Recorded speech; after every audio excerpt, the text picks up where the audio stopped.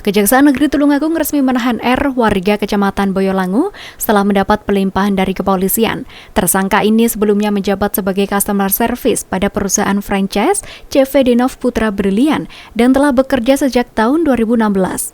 Tersangka ini diduga telah menggelapkan uang perusahaan sebesar 700 juta rupiah untuk membayar pinjaman di sejumlah pinjol yang membelitnya.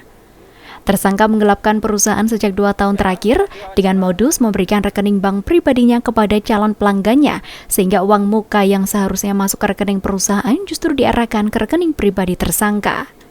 Selain tersangka, Kejaksaan menerima limpahan barang bukti yakni 1 unit iPhone 13, berbagai dokumen perjanjian kerja, serta bukti transfer pelanggan yang seharusnya tercatat sebagai transaksi resmi perusahaan.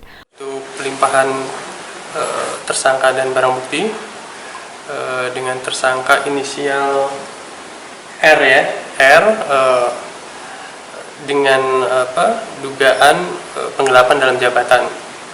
Kerugiannya mencapai kurang lebih 700 jutaan. Atas transaksi-transaksi yang dilakukan dari customer yang ingin bekerja sama dengan CV Denov Putra Brilian, ternyata di transfernya bukan ke rekening CV, melainkan ke rekening orang lain. Sementara itu, kuasa hukum tersangka mengaku pasrah jika tersangka ditahan Kejaksaan karena telah mengakui perbuatannya. Menurutnya, tersangka hanya menerima uang muka sebesar 7,5 juta rupiah dari masing-masing pelanggan baru, sementara uang pelunasan tetap masuk ke rekening perusahaan. Mendukung klien kami untuk kooperatif karena memang juga dia harus ditahan, jadi kita kooperatif. Dia mengakui, cuma ada beberapa hal yang memang harus diluruskan karena ada beberapa hal dari dugaan ataupun yang dikatakan dari pihak korban itu tidak sesuai dengan apa yang diakui oleh